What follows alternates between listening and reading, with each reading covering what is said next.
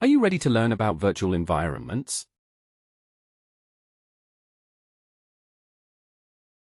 Virtual environments in Python, a beginner's guide. Welcome! In this lesson, we will learn what virtual environments are and why they matter. You will see how virtual environments help keep your Python projects organized and safe. Let us get started. Running the cell now. Before we dive in, please remember to like the video if you find it helpful. Take a moment to think of a time when you wanted to keep different projects separate. Let us explain what a virtual environment really is. What is a virtual environment? A virtual environment is like a fresh space for every Python project. It keeps the packages and settings for one project separate from all others. This helps avoid conflicts between different projects. Running the cell now. Can you think of a real-world example where separation is important? It is a good idea to know your Python version before setting up virtual environments. We're going to check which version of Python is running right now. We use the system module to gather system details. This will print out your Python version so you know what you are working with. Running the cell now.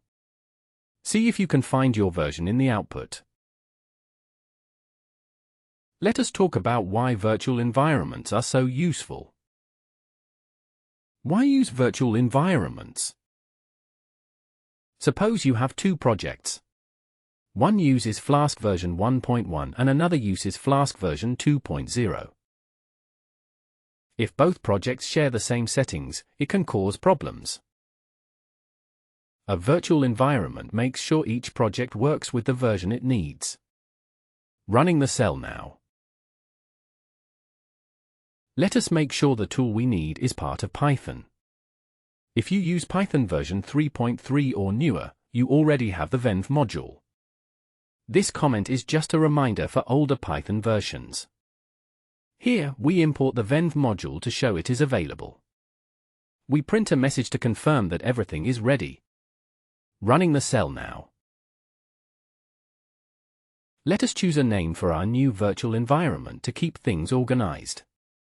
Now we make up a name for our virtual environment. We set the name using a string. We print the name so we can see what we chose. Running the cell now. Try using your own favorite name next time. Normally, you create a virtual environment from the command line, not inside Python.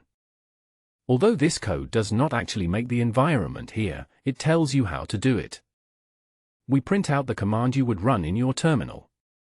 This will create a folder called my_first_env with your new virtual environment inside. Running the cell now. Pause and open your terminal to try this command if you can. Now let us see how to activate your new virtual environment. How to activate a virtual environment. After you create the environment, you need to activate it. On Windows, the command is my_first_env \scripts\activate. On Mac or Linux, it is source my_first_env bin activate. Running the cell now. Remember to use the command for your system. Once you activate the environment, your prompt will change. Here we are just simulating what the command line will look like. This shows you are working inside your special environment. Running the cell now. Anytime you install a package inside an activated environment, it stays local. In your new environment, you can install Python packages without affecting other projects. Here is the command for adding a popular package called requests. This keeps your global Python clean and tidy. Running the cell now. This is a great way to experiment safely. You may want to see all the packages inside your environment. This shows you how to display every package currently installed. With piplist, you can keep track of which tools your project uses. Try this after installing something new. Running the cell now. Let us make things interactive. This code asks you to type any name for a new environment. The input function lets you enter a name from the keyboard. We show the result so you can see what you typed. Running the cell now. Try your own unique environment name for practice. Exiting a virtual environment is easy. When you are done, you just need to type deactivate. It is a simple word that returns you to your regular system. No special setup required. Running the cell now. A virtual environment is nothing magical. It is just a folder on your system. We can check if the environment folder we chose earlier exists. Here, we use the OS module to see if the folder is present. This gives a true or false answer, showing if the environment is set up. Running the cell now. Look for the folder name in your file browser, too. When you no longer need an environment, you can remove it. If you want to clean up, you can safely delete your project's virtual environment folder. The shootil module makes this easy and quick. This command will remove the folder and everything inside, but only if it exists. Now your space is tidy again. Running the cell now. Only delete environments you are sure you do not need. Now let us learn how to save your package list for next time or for sharing.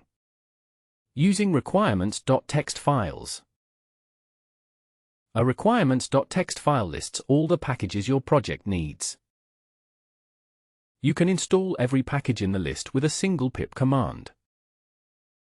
This makes sharing your setup with others easy. Running the cell now. Try making a test file with 1 or 2 package names as practice. Let us see how you can write out your environment's packages to a file. This example shows how to make a requirements.txt file. The pip freeze command collects all installed package names and versions. We use the greater than symbol to save the list to a file. Running the cell now. If you get someone else's requirements.txt file, you can install everything with one line. This command reads each line in requirements.txt and installs those Python packages for you. Super fast and convenient for teamwork or moving to a new computer. Running the cell now. Share this tip with a friend who codes. Remember to comment below if you found it helpful, and subscribe for more beginner Python tips. Let us put what we learned into practice. Here is a mini project for you. You will create a special environment just for a weather app. First, make and activate an environment called weather_env. Then, add the requests package inside this environment. Finally, write a short program that shows the weather in your city. Running the cell now. Be sure to break each step down and try it for real. Let us make a simple version together. Here, you type your city to get a mock weather report. The input function lets you provide the city name when running the program. We print a message to show what would happen next. In a real project, you would use requests to get live weather facts. Running the cell now. Try using different cities each time. Let us talk about good habits. It is best to start every new project in its own virtual environment. This keeps projects clean and makes it easy to upgrade or fix packages later. Running the cell now. Try starting your next homework or side project using venv. Sometimes you might run into errors while making your virtual environment. If you get an error saying the venv command is missing, check your Python version. On some computers, you may need to use Python 3 instead of Python. Running the cell now. Look up your Python version if you are not sure which command to use. Here is a bonus tip for naming your environments. You can use any folder name you want for a virtual environment. Pick something that reminds you what the project is for. This helps you stay organized when working on many projects. Running the cell now. Ready to test yourself? Here is a challenge exercise. Try making a brand new virtual environment and installing a package called NumPy. Once you are done, list your installed packages to check that NumPy is there. Running the cell now. Share which packages you try out in the comments. Let us review the main ideas from this lesson. Recap: what have we learned? Virtual environments keep Python projects isolated. Each project can have its own packages. Using venv is healthy for your code. Requirements.txt lets you save and share setups. Keeping things organized saves time and headaches. Running the cell now. One last thing before you go. Thanks for sticking with this beginner's guide to virtual environments in Python. If you enjoyed the lesson, please hit the like button and share your thoughts in a comment.